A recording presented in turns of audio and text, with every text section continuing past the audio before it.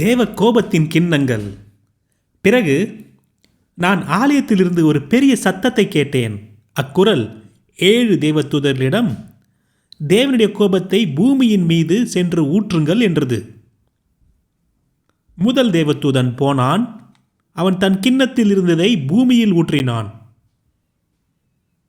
பிறகு மிருகத்தின் அடையாளத்தை உடையவர்களும் அதன் உருவ சிலையை வணங்கியவர்களுமாகிய மக்கள் அனைவருக்கும் அசிங்கமானதும் வேதனை மிக்கதுமான கொப்பளங்கள் உண்டாயின.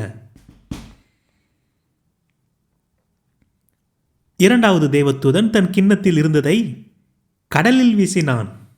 உடனே கடல் இறந்து போனவனின் இரத்தத்தை போலானது. கடலில் இருந்த ஒவ்வொரு உயிரினமும் இறந்தது. மூன்றாவது தேவதூதன் தன் கிண்ணத்தில் இருந்ததை நதிகளிலும் நீர்ஊற்றுகளிலும் வீசி எறிந்தான். அதனால் நதிகளும் நீர்ஊற்றுகளும் இரத்தமாயிற்று. நீரின் தூதன் தேவனிடம் கூறுவதை கேட்டேன். அவன், எப்பொழுதும் இருக்கிறவரும் இருந்தவரும் நீர் ஒருவரே, பரிசுத்தமான ஒருவரும் நீரே. நீர் செய்த இந்நியாய தீர்ப்புகளில் நீர் நீதிமானாக இருக்கிறீர்.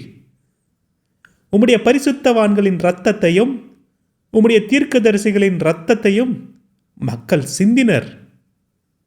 அதனால் இப்போது அவர்கள் குடிக்க இரத்தத்தையே கொடுத்தீர்கள்.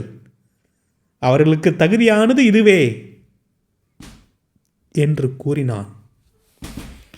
அதற்கு பலிபீடமானது, ஆம், சர்வ வல்லமை மிக்க தேவனாகிய கர்த்தாவே, உம் நியாய தீர்ப்புகள் உண்மையும் நீதியுமானவை என்று சொல்வதை கேட்டேன்.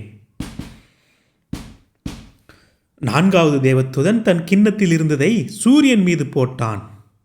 அதனால் சூரியன் மக்களை நெருப்பாய் எரிக்கும் சக்தியை பெற்றது.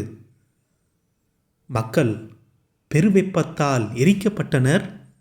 அவர்கள் தேவனுடைய பெயரை சபித்தார்கள். இதுபோன்ற துன்பங்கள் எல்லாம் கட்டுப்படுத்தக்கூடியவர் தேவன் ஒருவரே ஆவார். ஆனால் மக்களோ தங்கள் இதயத்தையும் வாழ்வையும் மாற்றி தேவனுக்கு மகிமை செலுத்த மறுத்தனர். ஐந்தாவது தேவதூதன் தன் கிண்ணத்தில் இருந்தவற்றை மிருகத்தின் சிம்மாசனத்தின் மீது எறிந்தான். அதனால் மிருகத்தின் ராஜ்யம் இருண்டு போனது. மக்கள் வேதனையால் தங்கள் நாவுகளை கடித்து கொண்டனர். மக்கள் தம் வலிகள் நிமித்தமாகவும் தம் கொப்பளங்களின் நிமித்தமாகவும் பரலோகத்தின் தேவனை சபித்தார்கள். ஆனால் அவர்கள் தங்கள் மனதை மாற்றிக்கொள்ளவோ தங்கள் தீய செயல்களில் இருந்து விலகவோ விரும்பவில்லை.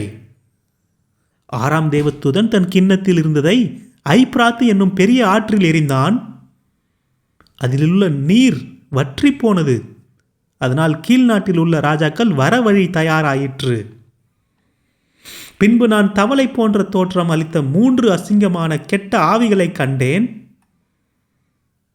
ராட்சச பாம்பின் வாயிலிருந்தும் மிருகத்தின் வாயிலிருந்தும் போலி தீர்க்கதரிசிகளின் வாயிலிருந்தும் அவை வெளிவந்தன. இந்த கெட்ட ஆவிகள் பிசாசுகளின் ஆவிகள். அவை அற்புதங்களையும் செய்யும் ஆற்றல் பெற்றிருக்கின்றன.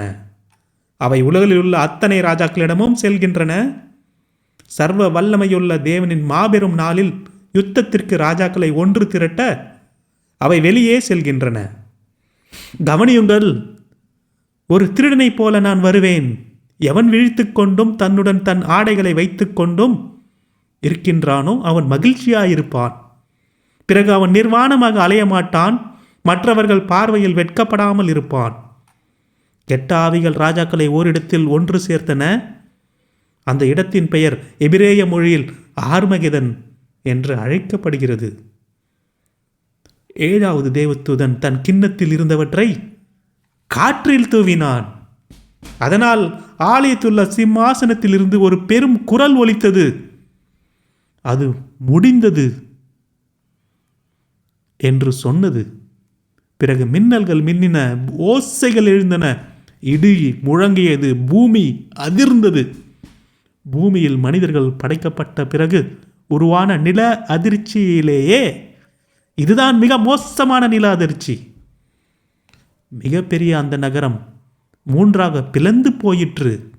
நாடுகளில் உள்ள நகரங்கள் அழிந்து போயின. தேவன் மகா நகரமாகிய பாபிலோனை தண்டிக்க மறக்கவில்லை. அந்த நகரத்துக்கு அவர் தனது கடுமையான கோபமாகிய மது நிறைந்த கோப்பையை கொடுத்தார். எல்லா தீவுகளும் மறைந்தன, மலைகள் எல்லாம் இல்லாமல் போயின. ராட்சசத்தமான கல்மழை வானிலிருந்து மக்கள் மீது பெய்தது. ஒவ்வொரு மழைக்கல்லும் ஒரு உப்பு மூட்டையினை போன்று கனத்திருந்தது. இந்த பெரு துன்பத்தால் மக்கள் தேவனை மேலும் சபித்தார்கள். இத்துன்பம் மகா துன்பமாயிருந்தது.